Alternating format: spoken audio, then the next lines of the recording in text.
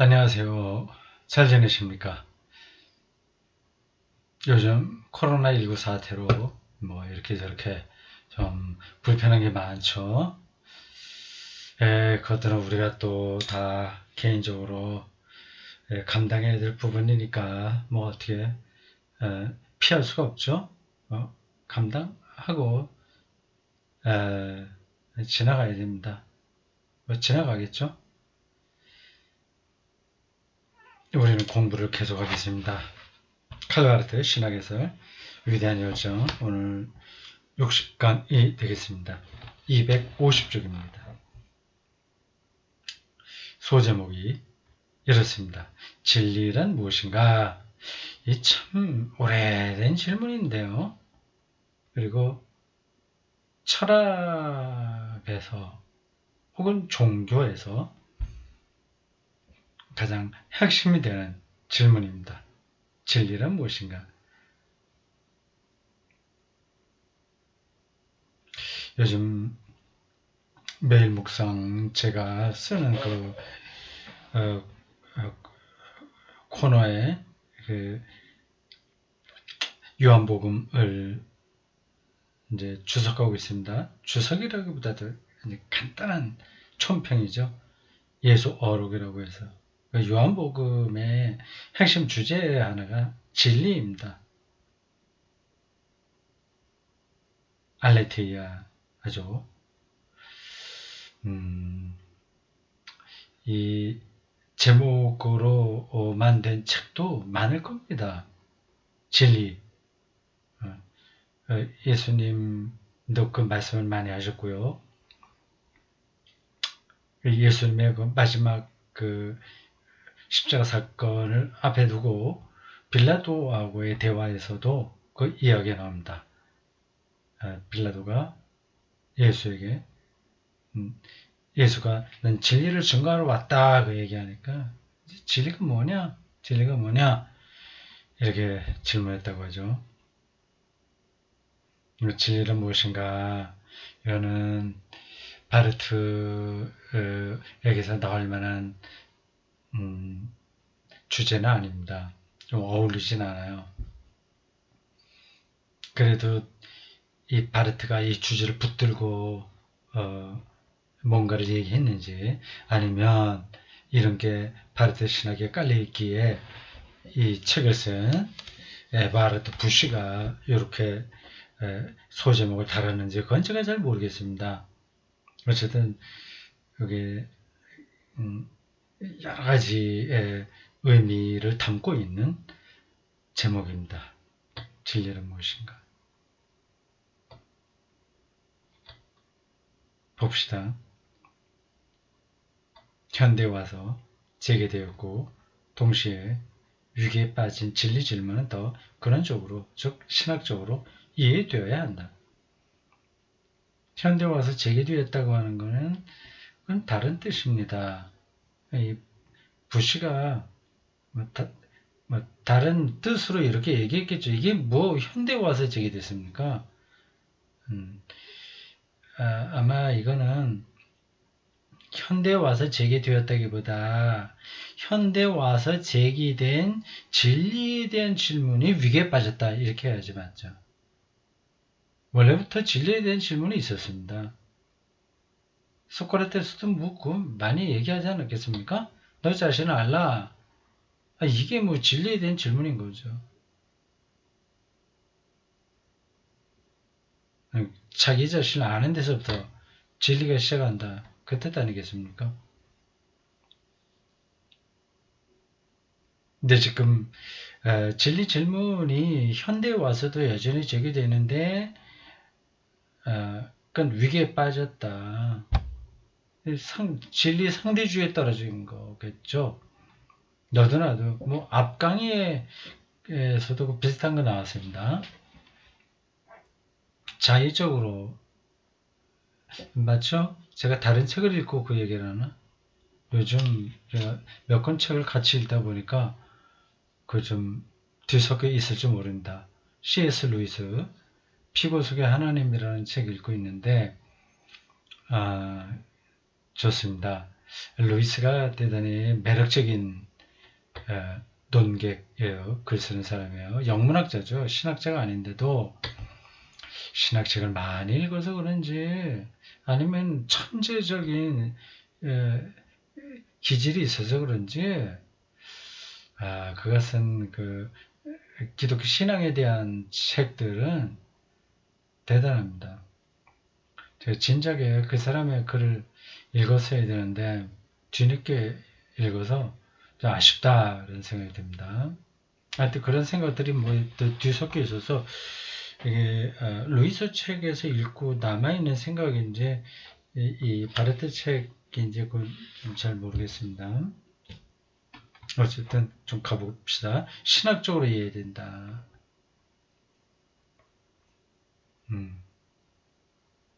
이 질문은 복음의 빛 안에서 일으켜지는 계몽을 필요로 한다. 요거를 누가 얘기했습니까? 87 각주를 보면 에바르트 융엘입니다. 칼바르트가 직접 말한 게 아니라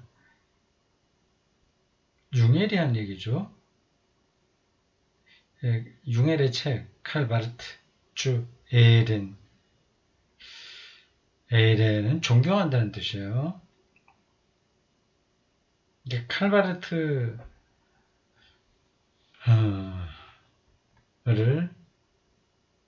뭐라고 해야 되나? 칼바르트에게 바치는 책? 그렇게 해야 되나요? 47쪽에 48쪽에 그런 표현이 나왔는가 봐요. 복음의 비단에서 일으켜지는 계몽. 하나님은 진리이시다라는 명제가 타당하다면 진리는 하나님의 것이지 우리의 것이 아니다. 요건 칼바르트의 교회학 2부 1권 233에 있습니다. 그렇다면 진리, 이런 설명들이 와닿지 않을 수 있습니다. 이게 공부의 특징이기도 하고 한계이기도 하고 그렇습니다. 그러니까 한 단계 그쪽으로 들어가지 않으면 저거 도대체 무슨 말이야. 종잡기 힘듭니다. 그래서 관념적으로 들리는 거예요. 삶도 그렇고요. 어린아이들이 부모의 삶을 이해하지 못하는 거죠. 비슷한 겁니다. 진리는 하나님의 것이지 우리 것이 아니다. 이런 표현들. 이게 그냥 겉도는 얘기가 아니거든요. 그렇다면 진리는 하나님 자신과 마찬가지로 우리가 장악할 수 있는 대상이 아니다. 그 진리와 하나님의 관계에 그 깊이를 이해해야 이 말이 설득력이 있는 겁니다. 이거를 잘못 생각해서 교회 무조건 와야 돼. 믿어야지. 회개해야지. 세상과 쓸데없어. 이런 식으로 그냥 복음주의적인 설교자들이나 부흥사들이 얘기하는 그런 걸로 이해하면 곤란합니다. 만일 그렇게 하려면 진리 하나님을 우리가 다 알지 못하잖아요. 우리가 규정하지 못하잖아요. 우리는 피조물이니까요. 이것도 다 해석학적인 바탕이 있는 이야기입니다. 진리가 하나님이 진리라고 한다면 마찬가지다. 우리가 그것을 소유해서 규정하고 풀어낼 수 있는 게 아니다. 그 얘기입니다. 물리학도 진리잖아요. 이 우주 세계의 물리의 진리를 얘기하는데 그거를 우리가 학자들이 그걸 이제 점점 많은 이야기를 연구해서 말한다고 하더라도 그게 물리 사물의 세계가 다 드러나냐? 그렇지 않습니다.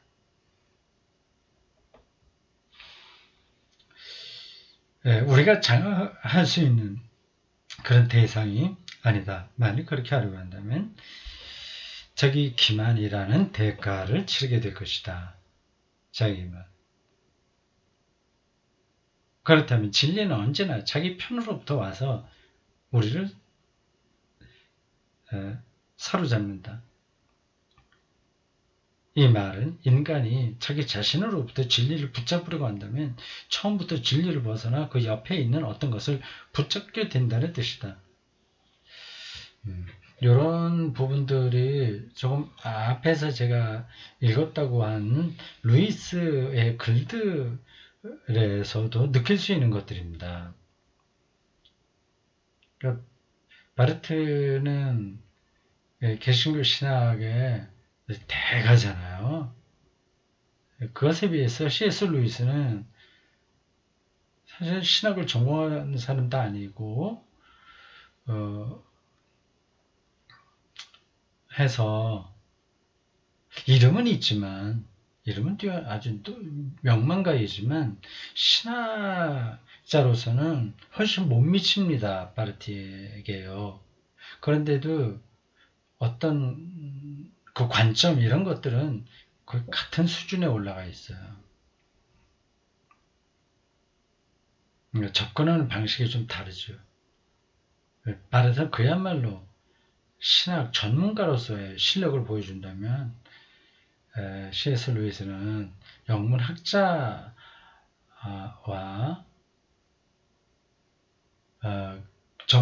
그게 전공한 거죠. 영문학자이면서 신화 해석자, 문화 비평가로서 접근하니까 좀 다르죠. 근데 그 경지는 비슷합니다. 진리를 벗어나 그 옆에 있는 어떤 것을 붙잡게 된다는 뜻이다. 그렇다면 오직 진리만이 항상 우리에게 자신을 진리로 주장할 수 있으며 우리는 절대적으로든 상대적으로든 진리 주장을 할 수 없다. 네. 네. 이런 말들을 자연과학자들이 과연 받아들일까요? 뭐 학자들에 따라 다르겠죠.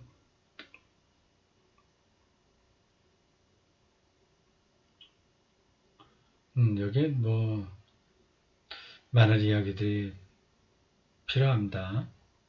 뇌과학자, 아주 실증적인 뇌과학자들은 모든 것들을 뇌의 현상으로 증명하려고 하지 않습니까? 하나님에 대한 생각도 결국은 뇌의 작용이다.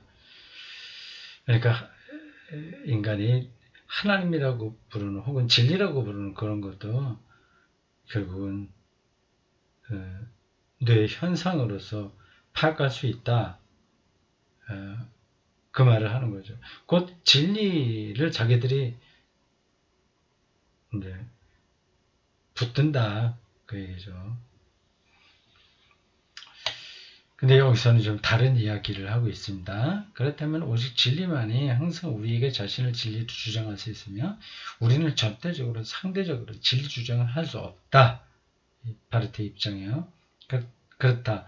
하나님이 진리라는 사실로부터 다시 말해 우리가 진리를 부분적으로라도 장악할 수 없고 역으로 오직 진리가 자기 편에서 우리를 사로잡는다는 사실로부터 위에 말한 요청이 분리되는 한 문장이 복잡해요.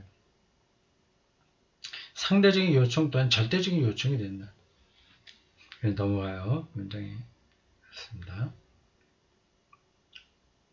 그럼 진리가 뭐지? 진리를 우리가 전혀 우리 입장에서 할 수 없고 진리가 우리에게 와야 된다고 하는 건 너무 이렇게 뜬구름 잡는 얘기같이 거 아니야? 이런 생각할 수 있습니다. 좀 더 가봅시다. 그러나 앞서 말한 것처럼 진리와 기만을 구분하지 못하는 무능력을 제거하기 위해 우리는 그럼에도 불구하고 진리를 소유해야 하지 않는가. 계몽이죠. 진리 밝히는 거예요. 사실을 드러내는 거예요. 우리가 기만에 속지 않기 위해서라도 그 소유해야 되지 않냐.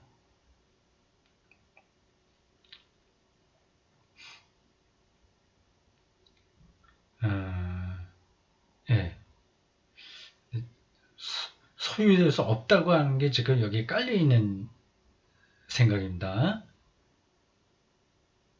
근데 그래도 인간이 뭐 미분 적분 공부하고 뭐 양자 역학 공부하고 뭐 계속 그래서 그게 인간이 진리를 붙드는 과정 아니냐 뭐 그런 주장이 가능하다는 겁니다.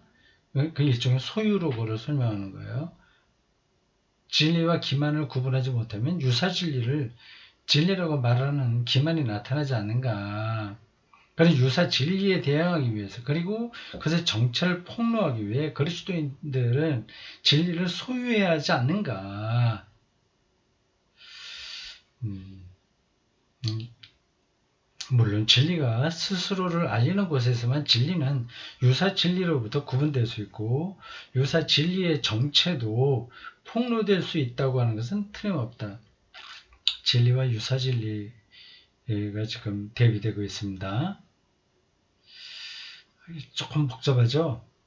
가봅시다. 바로 그 조건 아래서 우리가 거짓말쟁이라고 진실로 말할 수 있다. 다른 한편으로 진리의 공표는 우리 자신이 거짓 속에서 단지 화성으로만 진리 속에 살고 있다는 사실, 그리고 우리는 실상은 거짓말하는 자들이라는 사실을 내포한다. 하나님이 우리에게 진리로 계시된다면 또한 그 계시가 진리 중에 진리라면 그것은 하나님의 진리이시고 모든 인간은 거짓말하는 자들임을 밝혀 드러내는 데서 계시로 입증된다.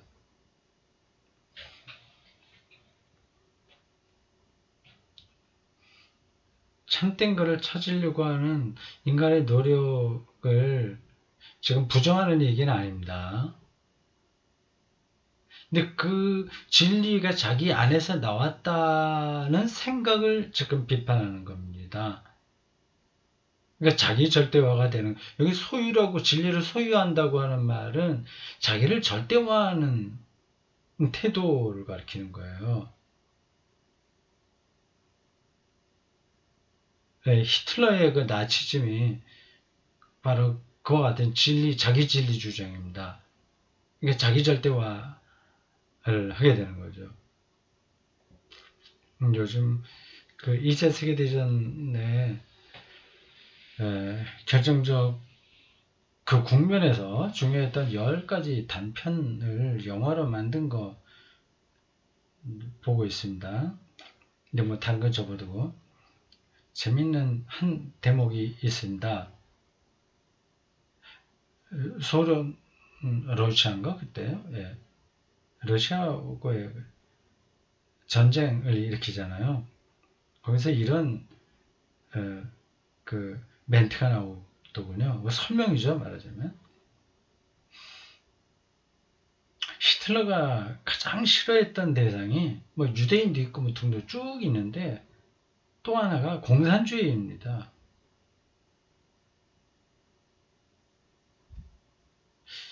그러니까 공산주의를 싫어하는 집단이 히틀러가 있고 또 2차 세계대전 이후에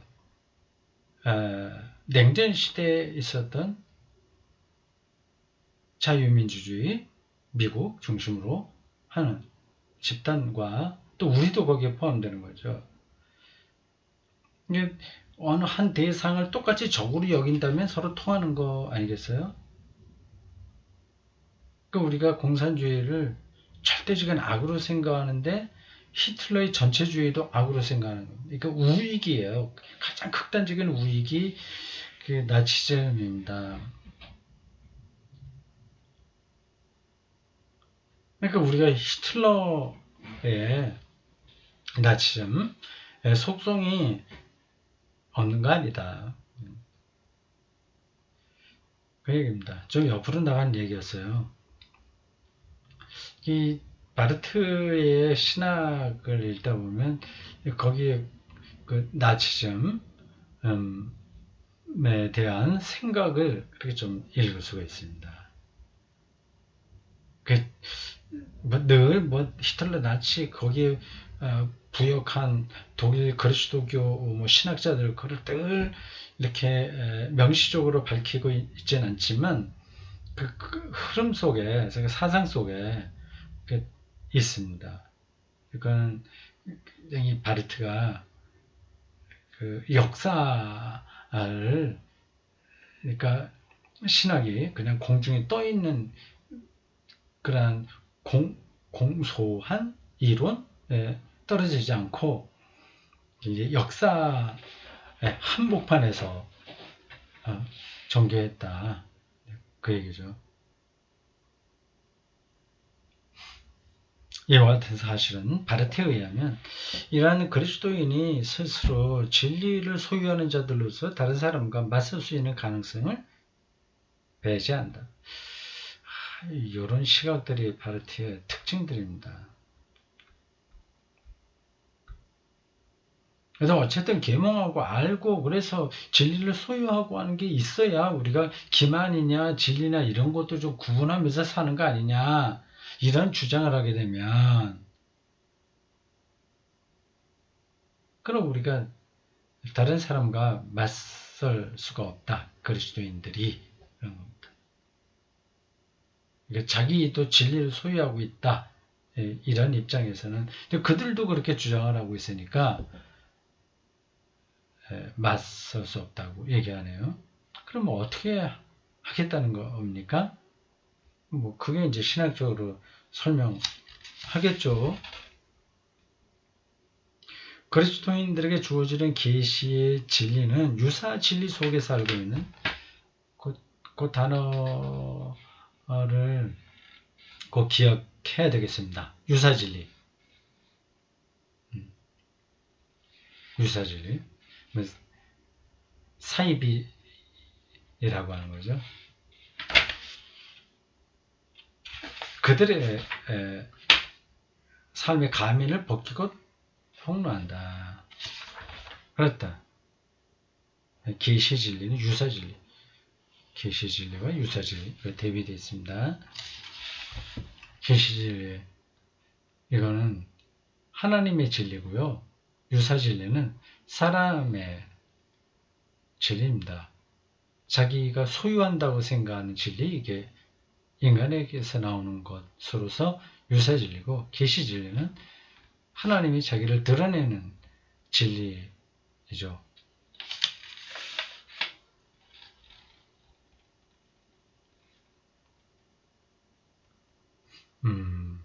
그럼 어떻게 알지? 이게 정말 계시의 진리인지 유사 진리인지 어떻게 알지? 그렇게 말할 수 있겠는데 그걸 지금 거기까지 또 들어가 설명하지 않겠습니다.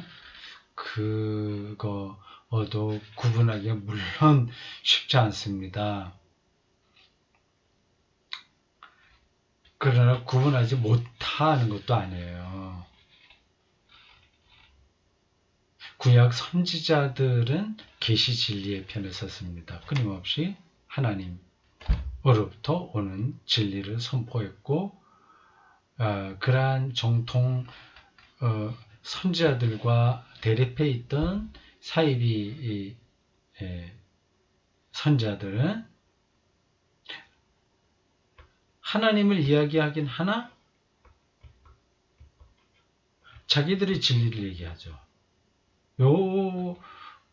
그 가면 속에 들어있는데 이제 말은 비슷하기 때문에 그거를 폭로시키기가 어렵습니다. 눈에 잘 안 보여요. 수가 낮으면 수가 높은 사람의 그 수들이 뭐 바둑이나 체스나 이런 데서 음악도 그렇고 시도 그렇고 안 보이듯이 크게 구분이 잘 안 됩니다. 그러니까 대중들이 속는 거죠. 사이비이다, 신천지, 뭐 등등 많죠. 거기에 수많은 사람들이 따라가지 않습니까? 수가 낮아서 그런 거예요. 그냥 안 보이는 거죠. 겉으로는 비슷비슷한 단어들이 있으니까. 하나님, 영광, 찬양, 순종, 의로움, 믿음, 하나님의 심판 등등 다 얘기하잖아요. 그리고 오히려 더 확신 있게 얘기하니까 대중들이 따라가게 되는 겁니다. 그래서 히틀러 그 시대에 독일 신학자들이 거기 따라갔습니다. 긴가민가 이렇게 생각하는 신학자들도 있었겠지만 많은 신학자들과 목사들이 독일 교회가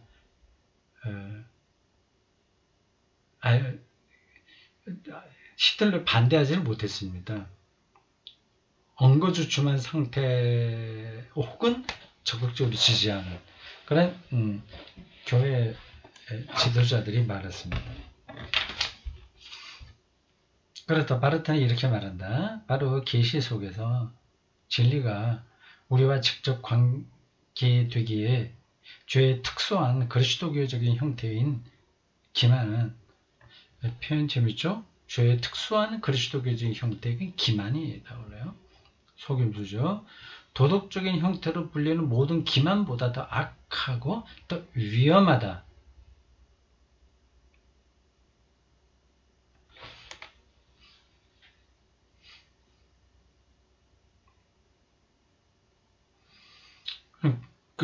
이게 무슨 뜻인지 전달이 됐을 겁니다.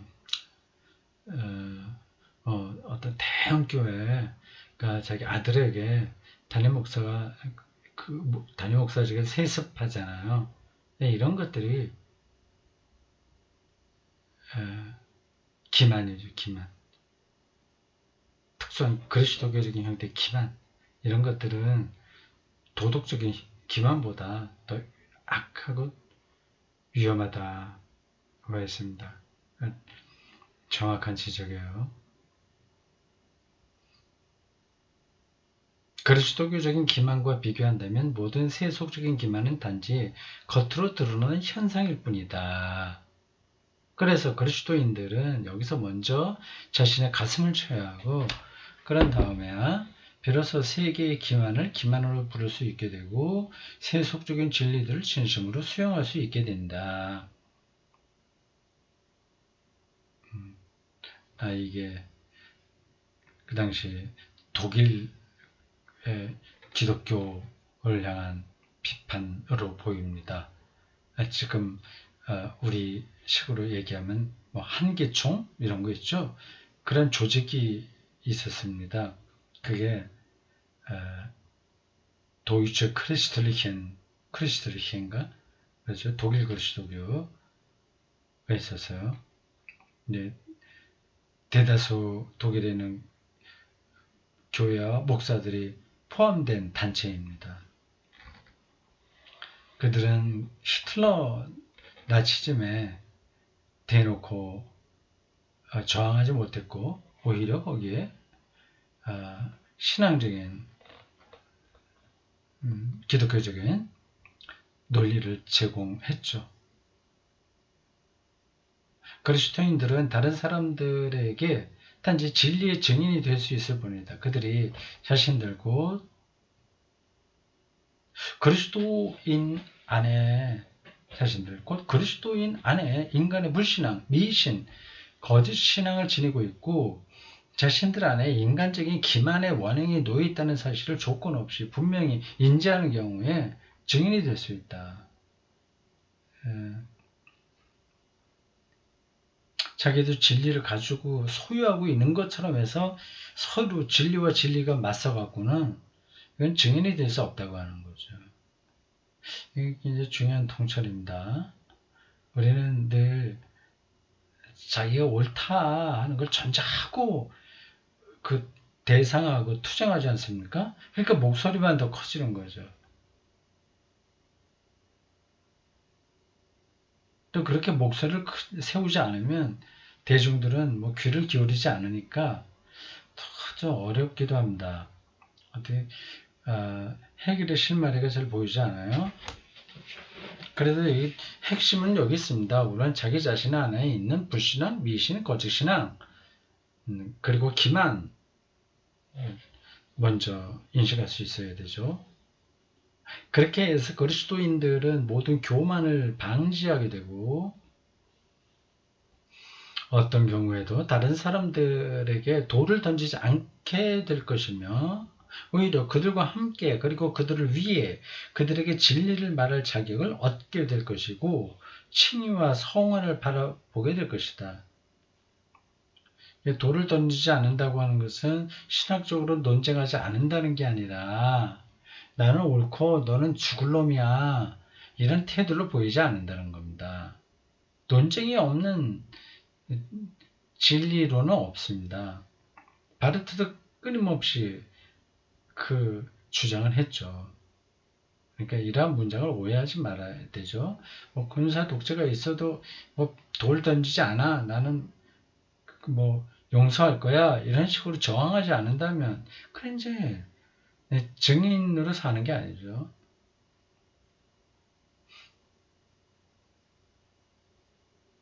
칭의와 성화는 다른 사람들뿐만 아니라 칭의와 성화 모두 바르트에게는 중요한 신학 주제입니다. 뒤에 나올지 모르겠어요.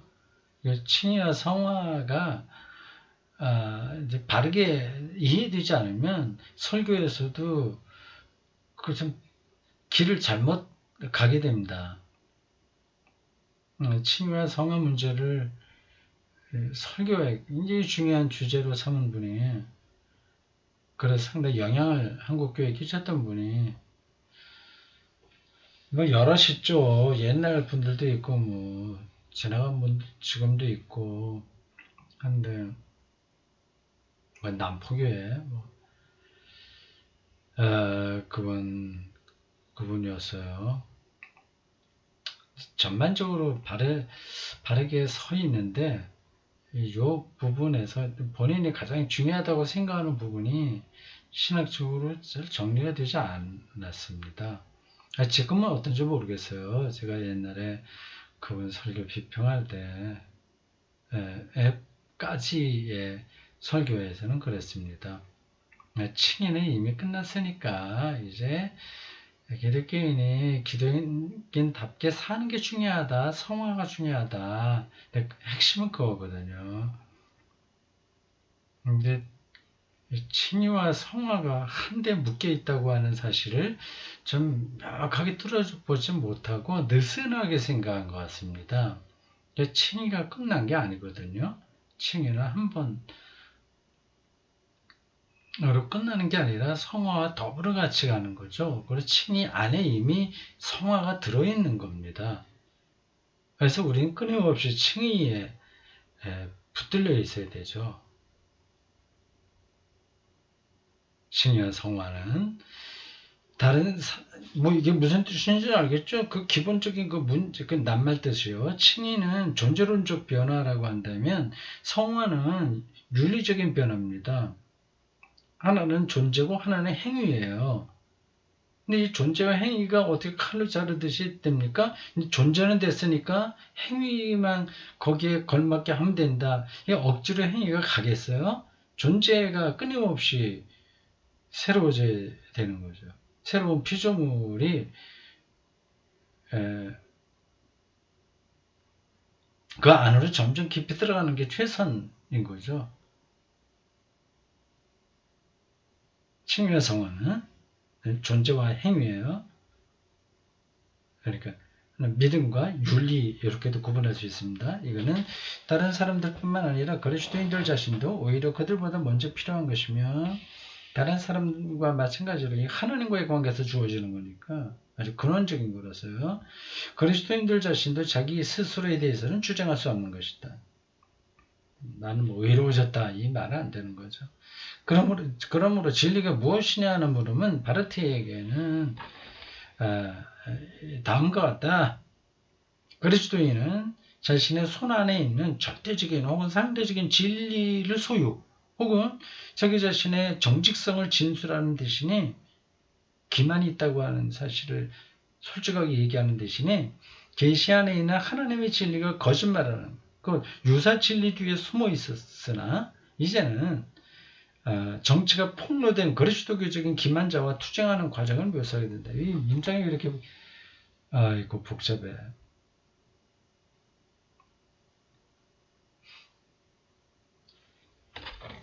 그리고 이 투쟁이 진리와 비진리에 대한 세상의 이해를 돕기 위한 모범적인 의미를 지닌다고 주장하게 된다. 그 문장 잠깐 읽어보겠어요. 너무 복잡해서. 그리스도인들은 이제 진리가 뭐냐 하는 질문에 이 그리스도인들이 어떤 의미냐 하는 겁니다.